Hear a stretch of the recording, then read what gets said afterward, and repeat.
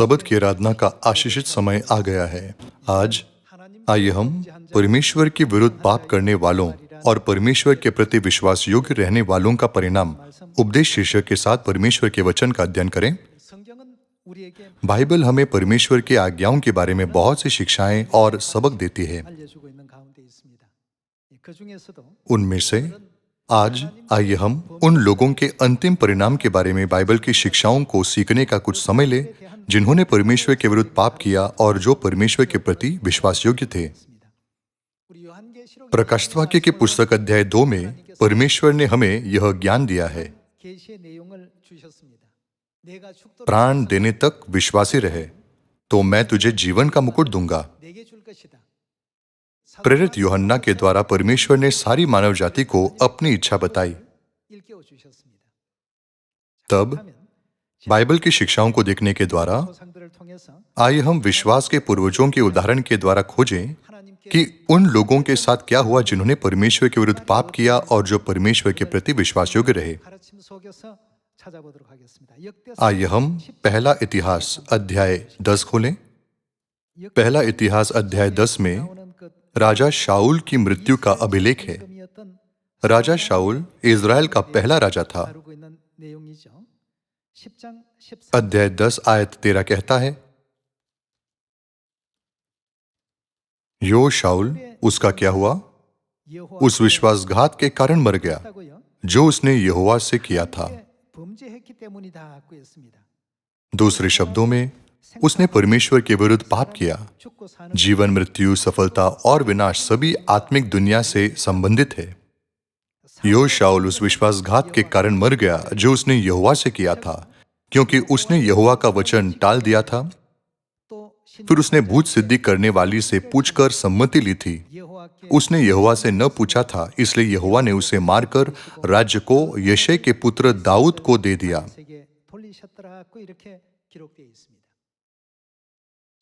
चाहे पुराने नियम में हो या नए नियम में, उन लोगों के कई अभिलेख हैं जिन्होंने परमेश्वर के विरुद्ध पाप किया। भले ही उन्होंने परमेश्वर पर विश्वास करने का दावा किया, लेकिन जब उनकी परिस्थितियों में बदलाव आया तो उन्होंने परमेश्वर से विश्वासघात करते हुए, परमेश्वर को धोखा देते हुए और उनकी सभी शिक्षाओं, आज्ञाओं, विधियों और व्यवस्थाओं की भी अवहेलना करते हुए तुरंत परमेश्वर को त्याग दिया। बाइबल में इसे विश्वासघात के रूप में वर्णित किया गया है। ऐसा इसलिए क्योंकि उन्होंने परमेश्वर के विरुद्ध पाप किया। बाइबल कहती है उसने यहोवा का वचन टाल दिया था। फिर उसने भूत सिद्धि करने वाली से पूछकर सम्मति ली। सीधे शब्दों में कहें तो भूत सिद्धि करने वाला जादू टोना करने वाला है जो दुष्ट आत्माओं से बात करता है। शाऊल ने ऐसे लोगों से सम्मति ली और परमेश्वर से पूछा भी नहीं। इस वजह से परमेश्वर ने शाऊल को मार दिया और सारा अधिकार यशै के पुत्र दाऊद को दे दिया। हम इस सबक को बाइबल में पा सकते हैं। आइए हम दूसरा इतिहास अध्याय 12 के वचनों पर एक नजर डालें। इस युग में क्या आप उन लोगों के रूप में याद किया जाना चाहते हैं जिन्होंने परमेश्वर के विरुद्ध पाप किया, या उन लोगों के रूप में जो परमेश्वर के प्रति विश्वास योग्य थे? आइए हम दूसरा इतिहास अध्याय 12 आयत 1 पढ़ें। अध्याय 12 आयत 1 में हम राजा सुलेमान के पुत्र रहूबियाम के इतिहास को देख सकते हैं। यह कहता है, परंतु जब रहूबियाम का राज्य दृढ़ हो गया और वह आप स्थिर हो गया, तब रहूबियाम ने क्या किया? उसने और उसके साथ सारे इज़राइल ने यहोवा की व्यवस्था को त्याग दिया। रहूबियाम ने यह देखकर अभिमान किया कि उसकी सेना शक्तिशाली है और पड़ोसी राज्य इज़राइल जाति का आदर करते हैं और उससे डरते हैं।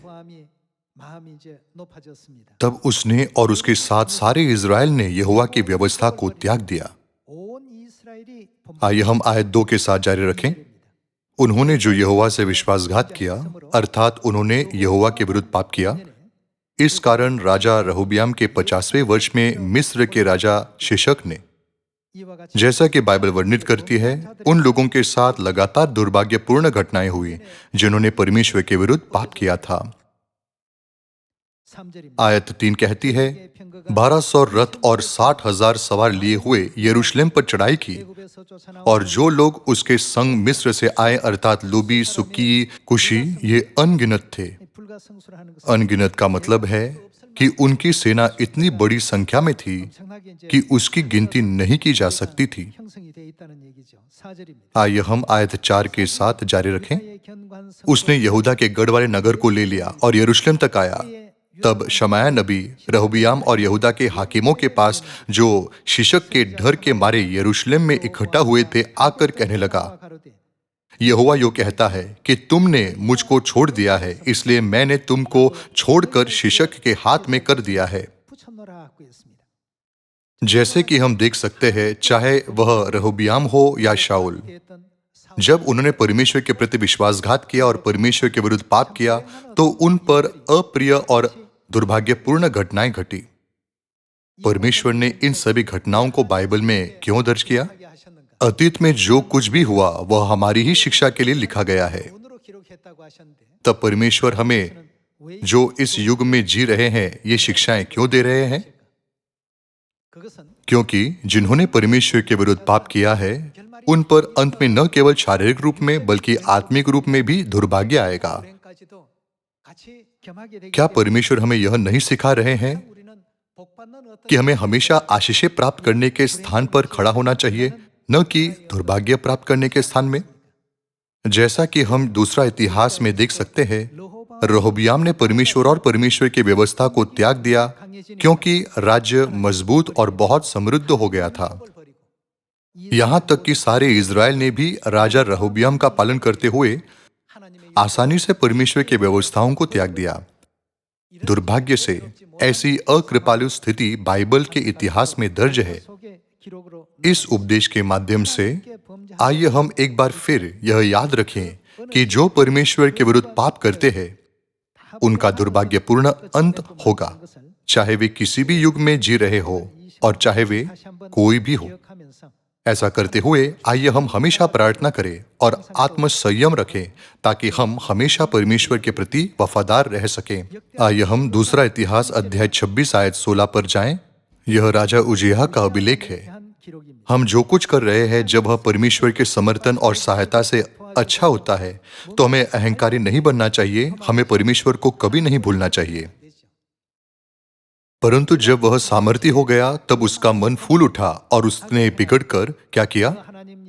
अपने परमेश्वर यहोवा का विश्वासघात किया, अर्थात उसने परमेश्वर के विरुद्ध पाप किया। एक बार जब कोई परमेश्वर के विरुद्ध पाप करता है, तो यह स्पष्ट है कि दुर्भाग्यपूर्ण परिस्थितियां लगातार उस पर आएगी। और उसने बिगड़कर अपने परमेश्वर यहोवा का विश्वासघात किया, अर्थात वह धूप की वेदी पर धूप जलाने को यहोवा के मंदिर में घुस गया। पर अजरिया याजक उसके बाद भीतर गया और उसके संग यहोवा के 80 याजक भी, जो वीर थे, गए। उन्होंने उजिय्याह राजा का सामना करके उसे कहा, हे उजिय्याह, यहोवा के लिए धूप जलाना तेरा काम नहीं, हारून की संतान अर्थात उन याजकों ही का काम है जो धूप जलाने को पवित्र किए गए हैं। तो पवित्र स्थान से निकल जा, तूने विश्वासघात किया है। यहोवा परमेश्वर की ओर से यह तेरी महिमा का कारण न होगा। तब उजिय्याह धूप जलाने को धूपदान हाथ में लिए हुए झुंझला उठा। वह याजकों पर झुंझला रहा था कि यहोवा के देखते देखते यहोवा के भवन में धूप की वेदी के पास ही उसके माथे पर कोढ़ प्रकट हुआ। आयत 20 में यह कहता है, अजराया महायाजक और सब याजकों ने उस पर दृष्टि की और क्या देखा कि उसके माथे पर कोढ़ निकला है। तब उन्होंने उसको वहां से झटपट निकाल दिया, वरना यह जानकर कि यहोवा ने मुझे कोढ़ी कर दिया है, उसने आप बाहर जाने को उतावली की। उजिय्याह राजा मरने के दिन तक कोढ़ी रहा और कोढ़ के कारण अलग एक घर में रहता था। वह यहोवा के भवन में जाने न पाता था और उसका पुत्र योताम राजघराने के काम पर नियुक्त किया गया और वह लोगों का न्याय भी करता था। एक राजा का कर्तव्य एक याजक के कर्तव्य से भिन्न होता है। धूप जलाना और परमेश्वर की आराधना करना याजकों की जिम्मेदारी थी। लेकिन राजा उजिय्याह ने याजक वर्ग पर आक्रमण किया। इससे परमेश्वर बहुत क्रोधित हुए। परमेश्वर ने नियमों के संबंध में सभी व्यवस्थाएं दी है। परमेश्वर ने केवल हारून के वंशजों को धूप जलाने के लिए पवित्र किया था। लेकिन राजा उजिया ने यह सोचकर परमेश्वर की विधियों और नियमों की अवहेलना की और तिरस्कार किया, मैं कुछ भी कर सकता हूं क्योंकि मैं एक राजा हूं। इस तरह के विचार के साथ राजा उजिया ने धूप जलाने की कोशिश करके एक याजक का कार्य करने की कोशिश की। उस समय क्योंकि उसने परमेश्वर के विरुद्ध पाप किया, इसलिए परमेश्वर ने उसे पीड़ित किया और उसके माथे पर कोढ़ हुआ। राजा उजिया को एक अलग घर में रहना पड़ा। सीधे शब्दों में कहें तो उसे क्वारंटीन में रखा गया था। वह मरने के दिन तक अकेले रहा। उसने एक दुखी राजा के रूप में अपना शासन समाप्त किया। अब बाइबल के माध्यम से हम उन राजाओं को देख रहे हैं जिन्होंने परमेश्वर की सेवा करने का दावा किया था। सभी राजाओं ने अपने जीवन के दौरान परमेश्वर के विरुद्ध पाप नहीं किया, लेकिन उनमें से अधिकांश ने पाप किया था। जब परमेश्वर ने उनकी सहायता की, जब परमेश्वर ने सब कुछ अच्छे से चलने दिया, जब परमेश्वर ने उनके राष्ट्र को मजबूत किया और जब परमेश्वर ने उनके अधिकार और शक्ति को ऊंचा किया, तो इन राजाओं ने अंत में हमेशा परमेश्वर को धोखा दिया। इसलिए परमेश्वर आज्ञा देते हैं, यदि ऐसी समृद्धि आए तो भी परमेश्वर को न भूलें। बाइबल भविष्यवक्ताओं के अभिलेखों से भरी हुई है जिन्होंने परमेश्वर के प्रति विश्वास योग्यता पर जोर दिया और उन्हें इस तरह प्रोत्साहित किया। आइए हम दूसरा इतिहास 28 का आयत 16 देखें।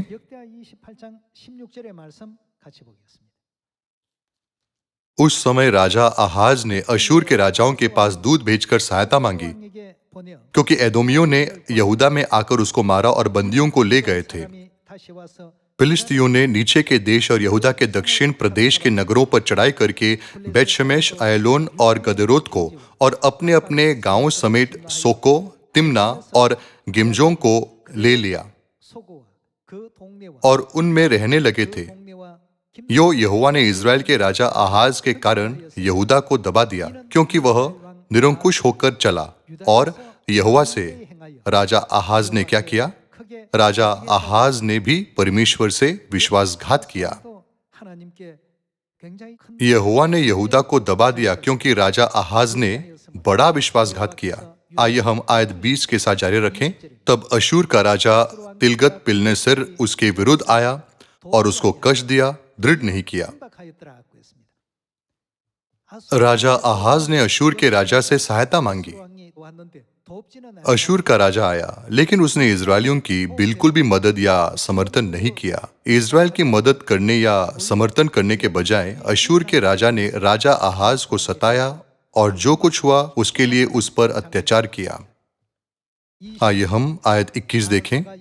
आहाज ने तो यहोवा के भवन और राजभवन और हाकिमों के घरों में से धन निकालकर अशूर के राजा को दिया, परंतु इससे उसको कुछ सहायता न मिली। यहाँ तक कि राजा आहाज ने अशूर के राजा को रिश्वत देने की भी कोशिश की, लेकिन वह अशूर के राजा का मन नहीं बदल सका। आइए हम आयत 22 के साथ जारी रखें। क्लेश के समय राजा आहाज ने यहोवा से और भी विश्वासघात किया। परमेश्वर के विरुद्ध पाप करने के बाद भी उसने परमेश्वर के विरुद्ध और भी गंभीर पाप किए। आइए हम आयत 23 देखें। उसने क्या किया? उसने दमश्क के देवताओं के लिए जिन्होंने उसको मारा था बलि चढ़ाया, यहाँ तक कि उसने अपने हिसाब से अन्य देवताओं को भी बलिदान चढ़ाया। उसने दमश्क के देवताओं के लिए जिन्होंने उसको मारा था बलि चढ़ाया, क्योंकि उसने यह सोचा कि अरामी राजाओं के देवताओं ने उनकी सहायता की, तो मैं उनके लिए बलि चढ़ाऊंगा कि वे मेरी सहायता करें। परंतु वे उसके और सारे इजराइल के पतन का कारण हुए। राजा आहाज की अपेक्षाओं के विपरीत अरामी राजाओं के देवताओं ने उसका पतन किया और उसे नष्ट कर दिया। इसके अलावा इन देवताओं ने इजराइल की बिल्कुल भी सहायता नहीं की। इन सब बातों ने उसे यहोवा के प्रति और भी अधिक विश्वासघाती बना दिया। आइए हम आयत 24 देखें। फिर आहाज ने परमेश्वर के भवन के पात्र बटोर कर तुड़वा डाले, यहाँ तक कि उसने परमेश्वर के मंदिर के पात्र भी नष्ट कर दिए और यहोवा के भवन के द्वारों को बंद कर दिया और यरूशलेम के सब कोनों में वेदियां बनाई। आयत 25 कहती है, यहूदा के एक एक नगर में उसने पराये देवताओं को धूप जलाने के लिए ऊंचे स्थान बनाए और अपने पितरों के परमेश्वर यहोवा को रिस दिलाए।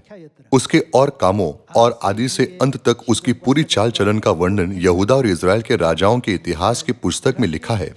अंत में आहाज अपने पुरखाओं के संग सो गया और उसको यरूशलेम नगर में मिट्टी दी गई, परंतु वह इज़राइल के राजाओं के कब्रिस्तान में पहुंचाया न गया। चूंकि वह इतना विश्वासघाती राजा था, इसलिए उसे इज़राइल के राजाओं की कब्रों में भी नहीं रखा जा सकता था। वह इज़राइल के राजाओं के कब्रिस्तान में पहुंचाया न गया और उसका पुत्र हिजकिय्याह उसके स्थान पर राज्य करने लगा। अब हम राजा रहोबियाम, राजा शाऊल, राजा उजिया और राजा आहाज जैसे राजाओं के विश्वास और व्यवहार को देख रहे हैं, जिन्होंने परमेश्वर पर विश्वास करने का दावा किया था। जैसा कि हम देख सकते हैं, परमेश्वर के प्रति उनकी विश्वास योग्यता का समय बहुत कम था, जबकि परमेश्वर के प्रति उनके विश्वासघात का समय बहुत लंबा था। भले ही वे राजा थे, लेकिन उनके पापों के कारण उनमें से कुछ को राजाओं की कब्रों में नहीं रखा गया था। कुछ अपने शेष जीवन में कोढ़ से पीड़ित थे और कुछ पर अन्य राष्ट्रों द्वारा आक्रमण भी किया गया था। बाइबल में दर्ज इन राजाओं के बारे में लिखे गए तथ्यों के आधार पर हमें कभी भी ऐसी स्थिति में न खड़े होने का दृढ़ संकल्प करना चाहिए जहां हम परमेश्वर के प्रति विश्वासघाती हो और उनके समान परमेश्वर के विरुद्ध पाप करें।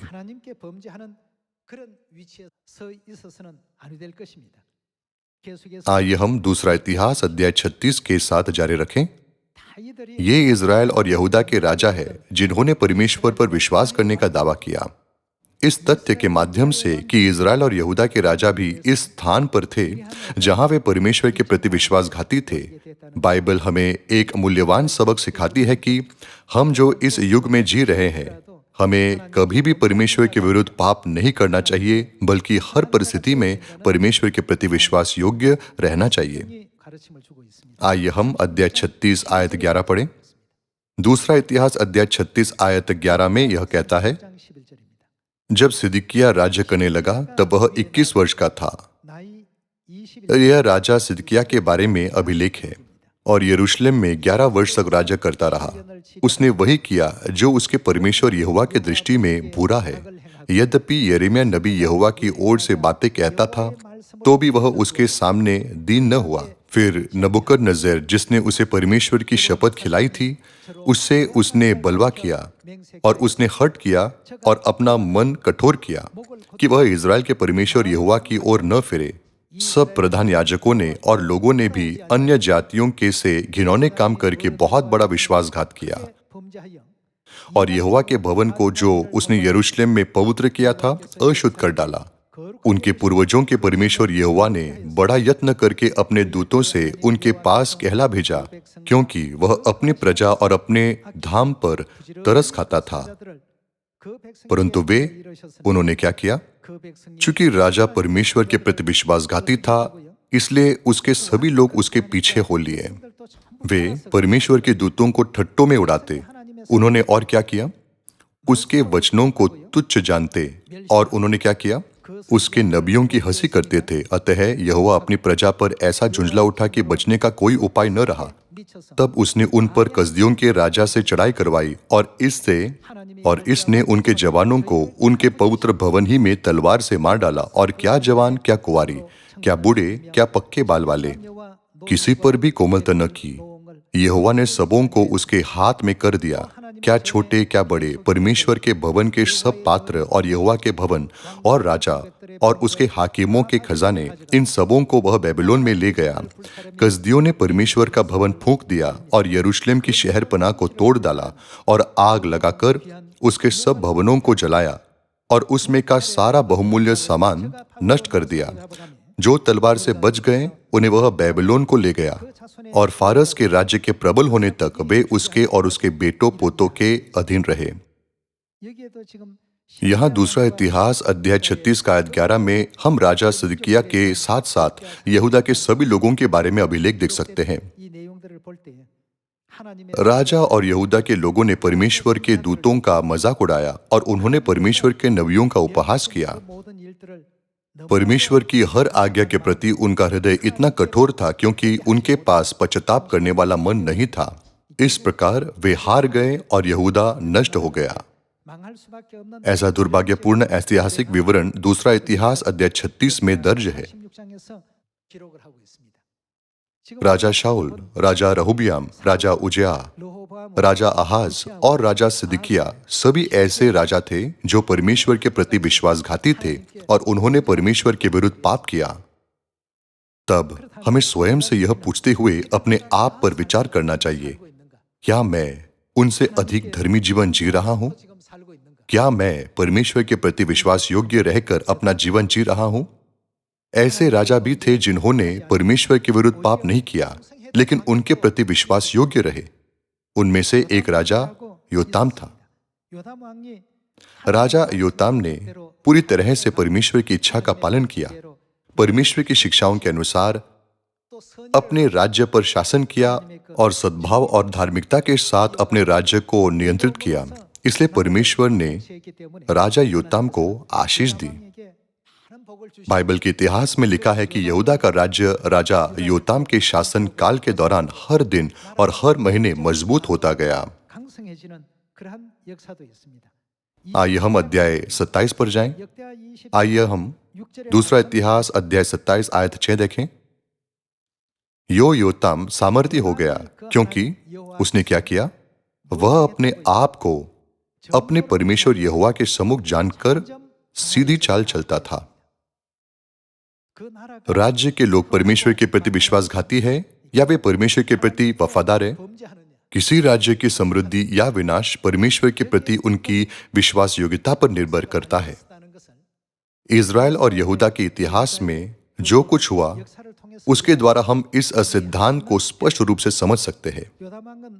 अपने जीवन काल के दौरान राजा योताम अपने हर काम में परमेश्वर के प्रति विश्वास योग्य था। उसने परमेश्वर के वचन के अनुसार लोगों पर शासन किया, लोगों को सद्भाव से सिखाया और परमेश्वर की शिक्षाओं के अनुसार राज्य का मार्गदर्शन किया। परिणाम स्वरूप उसके राज्य पर हमेशा परमेश्वर की आशीष बनी रही और जैसे जैसे दिन बीतते गए उसका राज्य अधिक से अधिक शक्तिशाली होता गया। इसी तरह का इतिहास दूसरा शमूएल अध्याय 5 में भी दर्ज है। आइए हम दूसरा शमूएल अध्याय 5 आयत 10 देखें। दूसरा शमूएल अध्याय 5 आयत 10 में लिखा है, और दाऊद की उसके साथ क्या हुआ? बड़ाई अधिक होती गई और सेनाओं का परमेश्वर यहोवा उसके संग रहता था। राजा दाऊद के शासन के साथ भी ऐसा ही था। दाऊद भी एक ऐसा राजा था जो परमेश्वर के प्रति विश्वास योग्य था। राजा योताम परमेश्वर के प्रति विश्वास योग्य था और राजा दाऊद भी परमेश्वर के प्रति विश्वास योग्य था। ऐसे राजाओं के समय में इज़राइल जाति बहुत समृद्ध और विकसित हुई। राजा दाऊद ने परमेश्वर के वचन को अपने शासन के केंद्र में रखा और इसे मार्गदर्शक पुस्तक के रूप में माना ताकि सभी लोग परमेश्वर का भय माने और कभी भी परमेश्वर की विधियों, व्यवस्थाओं और नियमों से विचलित न हो। यह राज्य पर शासन करने की उसकी रणनीति थी। इसलिए राज्य समृद्ध हुआ, है ना? जैसे जैसे दिन बीतते गए राज्य मजबूत और शक्तिशाली होता गया।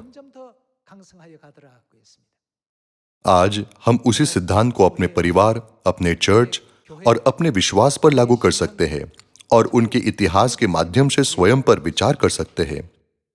दानियल नबी और उसके 3 दोस्त शद्रक, मेशक और अबेदनेगो भी परमेश्वर के प्रति विश्वास योग्य थे। परिणाम स्वरूप बेबीलोन राज्य के राजा नबूकदनेस्सर का मन भी, जो उनका शत्रु था, परमेश्वर के अधीन हो गया।